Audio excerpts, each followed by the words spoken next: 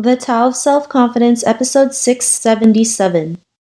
Welcome to the Tao of Self-Confidence, where I share stories of amazing women who have discovered their inner journey to self-confidence. Visit our website at thetaoofselfconfidence.com. Your inner journey to self-confidence awaits.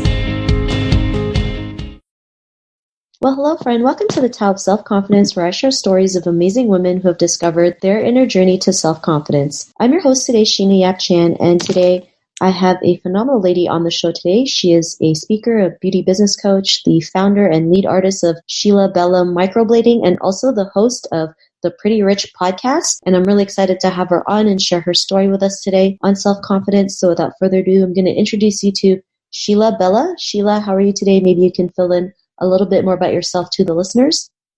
Thank you so much, Sheena, for having me. Yeah, you pretty much covered a lot of it. I find that I have a lot of trouble introducing myself to Uber drivers when they ask me, what do you do? And yeah, because it's a lot of different things. I'm a very creative person. So I find that when I introduce myself to people, I don't really want to list everything because it sounds so like pretentious and braggadocious. But then again, I should really own that I do a lot of things. I'm very multifaceted and I should be proud of it. Awesome. Well, thanks for sharing that. And I agree, right? I mean, it just shows that people can be more than one thing. So I really love that you mentioned that. And Sheila, what's your cultural background? I am Filipino. I was born in the Philippines and I immigrated here to the United States when I was 8 years old. Thanks for sharing that. And Sheila, what would be your favorite self-confidence quote? I have several, but the one that I feel like runs through my blood, especially now being a mother, a business owner, a podcast host, and all of those things at 37 years old, is by Cara Alwill-Leyba of the Champagne Diet. She said, and this was years ago, and I just like held it close to my heart. She said, and there is the turning point where you become intimate with your intuition, where you realize other people's input can be valuable, but it is never vital, where you are no longer afraid to make the call and to have the final say to become the CEO of your own universe. I love that. Thanks for sharing that great quote. And in your own words, how do you define self-confidence? Self-confidence to me is living life vibrantly, not being afraid of saying what you mean kindly, not being afraid of bright colors, not being afraid to own your truth. And I think self-confidence to me is resting your confidence on the fact that if you were authentic, that is all that matters. And honestly, confidence, like what is that? I struggle with it to this day. Just when I think I have a good grasp on it and I'm really confident now, I mean, I feel like it's a lifelong journey to become truly, truly confident. And that's why we have heaven, I believe, because that's when we perfect ourselves in that way. Thanks for sharing that. It's okay. I have a podcast about confidence and I still don't even I still can't even figure out most of it sometimes. I mean, I love that you discuss this because it is so nuanced and it's ever evolving. Like who you are on a daily basis changes. It's all about being able to introduce yourself to yourself as who you presently are on a daily basis. Because who I am today may be slightly different than who I was yesterday. And being okay with that, truly being okay with that.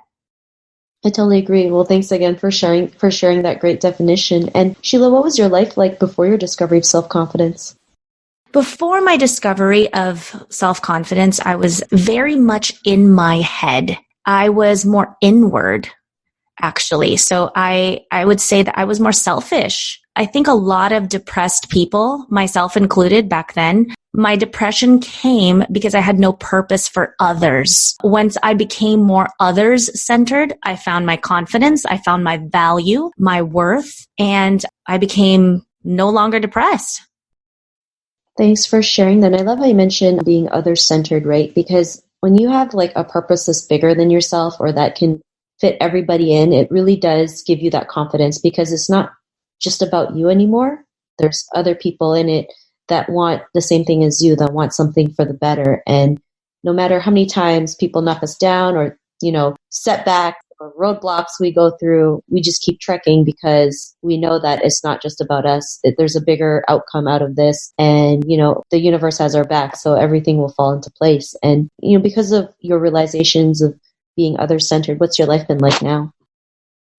Rich. And when I mean rich, I mean true wealth in every sense of the word, not just financial, but spiritual, emotional, and most of all, relational. I have a lot of relational wealth. Thanks for sharing that. And, to the woman who's listening to your episode, she may be in her own journey to self-confidence. What would be that one tip you'd give to her? A tip, it's more like a pillar. So the one thing I would say for the person who's struggling with self-confidence is dragons hoard gold. I forgot who said that, but basically don't be afraid of doing hard things, because it is only in the suffering that we expand. And it's the unsexy truth about self-development and realizing your fullest potential. But the gold is where the dragons lay. It's in the unknown. It's in the scary things. So don't be afraid of suffering, because it expands you. It's all about how you show up to it, what you do with it.